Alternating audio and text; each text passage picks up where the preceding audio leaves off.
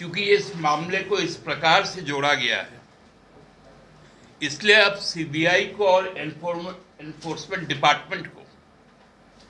इसमें राजबाला वर्मा जी और रघुवर दास जी, उनको भी अभियुक्त बनाया जाए, क्योंकि इनके द्वारा सीबीआई जांच, जब मुंडा जी की सरकार थी उस वक्त सीबीआई की जांच दी गई थी, उस वक्त विभागीय कार्रवाई शुरू हुई थी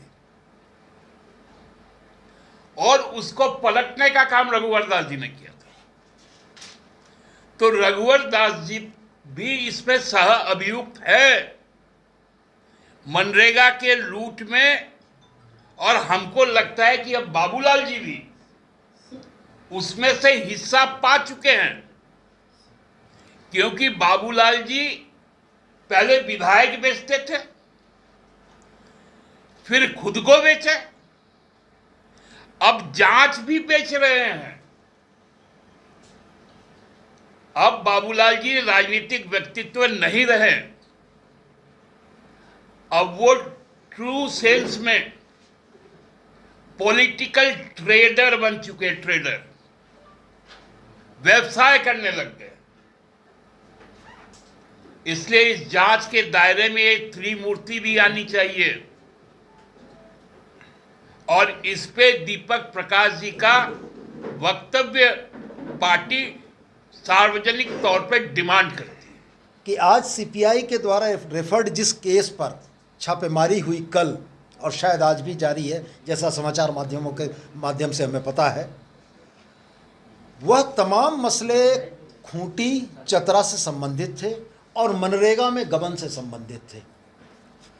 तत्कालीन मुख्यमंत्री रघुवर दास जी के कार्यकाल में तत्कालीन मुख्य सचिव राजबाला वर्मा जी और इस विभागीय कार्रवाई के संचालन पदाधिकारी अमरेंद्र प्रताप सिंह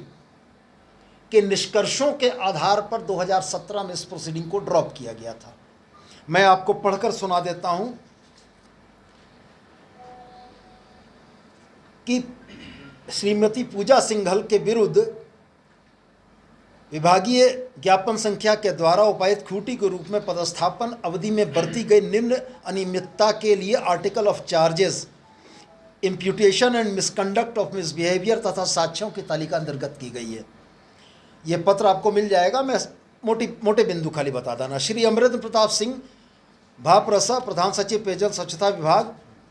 सह संचालन पदाधिकारी द्वारा विभागीय कार्रवाई संचालन के उपरांत जांच प्रतिवेदन समर्पित किया गया, जिसमें श्रीमती सिंघल के विरुद्ध गठित सभी आरोपों को प्रमाणित नहीं माना गया। संचालन पदाधिकारी से प्राप्त जांच प्रतिवेदन की सम्यक समीक्षोपरांत राज्य सरकार द्वारा श्रीमती सिंघल को उनके विरुद्ध गठित आरोपों से मुक्त करते हुए उनके विरुद्ध चलाई जा रही विभागीय कार्रवाई को समाप्त करने का निर्णय लिया गया। 27/2/2017। आज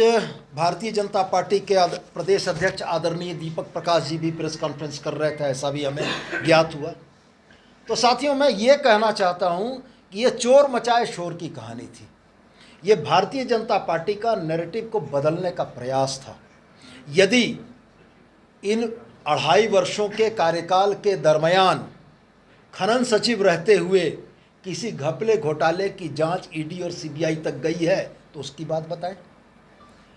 यदि ईडी के किसी आधिकारिक प्रवक्ता के द्वारा इस बात की पुष्टि की जाती कि यह जांच मनरेगा के घपले घोटालों को छोड़कर दूसरे मामलों में है, तब भाजपा के इन आरोपों की पुष्टि होती। लेकिन भाजपा ने कल 7 बजे सुबह रेड की खबर के उपरांत ही जिस तरीके का नैरेटिव सेट किया, जब उन्हें यह पता लगा कि इसी पूजा सिंघल, जिसको आज वो सबसे भ्रष्ट और करप्ट पदाधिकारी के तौर पर चिन्हित कर रहे हैं, इसी पूजा सिंघल को उनके ही सरकार के कार्यकाल में क्लीन चिट दी गई है। और इसी झेप को मिटाने के लिए दीपक प्रकाश जी आज प्रेस कॉन्फ्रेंस करने चले आए। जब आपके ही माध्यम से यह सवाल उनसे पूछा गया तो उनका यह कहना था कि नहीं, क्लीन चिट के मामले की तो जांच होनी चाहिए। मैं ये पूछना चाहता हूं कि क्या दीपक प्रकाश जी को रघुवर दास जी की ईमानदारी के ऊपर कोई संदेह है? क्या उनके 5 वर्षों के कार्यकाल में जो निर्णय रघुवर दास जी ने लिए वो उससे इत्तेफाक नहीं रखते हैं?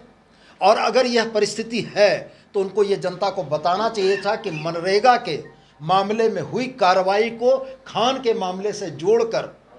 हेमंत सरकार की जिस छवि को खराब करने का उन्होंने प्रयास किया है, जनता तमाम चीज़ों को देख रही है और हम भी तमाम दस्तावेजों और साक्ष्यों के साथ आपके समक्ष उपस्थापित हैं यह बताने के लिए कि मसले कहाँ के थे, कहाँ से तार जुड़े और ये कहाँ ले जाए जा रहे हैं। हिटलर के सेनापति गोएबल्स ने कहा था कि झूठ को अगर 100 बार पूरी मजबूती से बोला जाए तो वह सच हो जाएगा, और हमारे भारतीय जनता पार्टी के मित्र कल से यही काम कर रहे थे कि इस झूठ को इतनी जोर से प्रचारित कर रहे थे, लोगों को यह लग रहा था कि यह सारी कार्रवाई खान और खनन से हुए मामलों में है। मैं आपसे यही पूछना चाहता हूं आपके माध्यम से दीपक प्रकाश जी से कि आदरणीय दीपक प्रकाश जी, जब आपकी सरकार, आपके मुख्यमंत्री पूजा सिंघल को क्लीन चिट देते हैं तो किस कार्रवाई को सही माना जाए? ईडी की कार्रवाई को सही माना जाए या आपकी सरकार द्वारा दी गई क्लीन चिट की कार्रवाई को सही माना जाए? आप पहले ये स्पष्ट कर दें। और हम ये स्पष्ट कहते हैं, झारखंड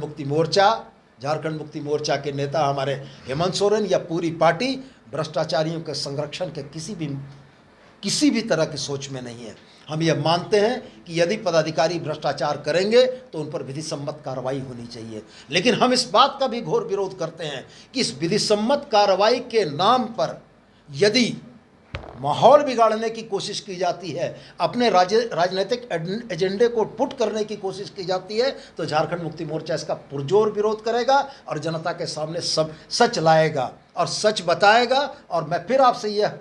गुजारिश करूंगा कि भारतीय जनता पार्टी के नेता राज्य के अलग अलग कोनों से बयान देते हैं और वो बयान अलग अलग एंगल से छपते हैं और ये बयान कहीं न कहीं जनता में भ्रम की स्थिति बनाते हैं। तो मैं आपसे यही कहना चाहूँगा कि हम और हमारे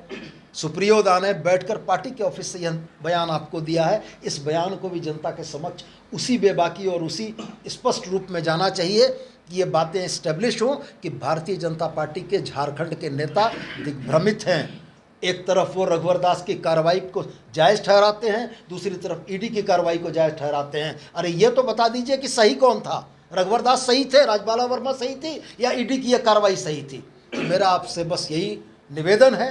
कि सच्चाई को जनता को जानना चाहिए और झारखंड मुक्ति मोर्चा कतई भ्रष्ट पदाधिकारियों के संरक्षण में भरोसा नहीं करता है। कानून अपना काम करे, हम इसके सहमत हैं, लेकिन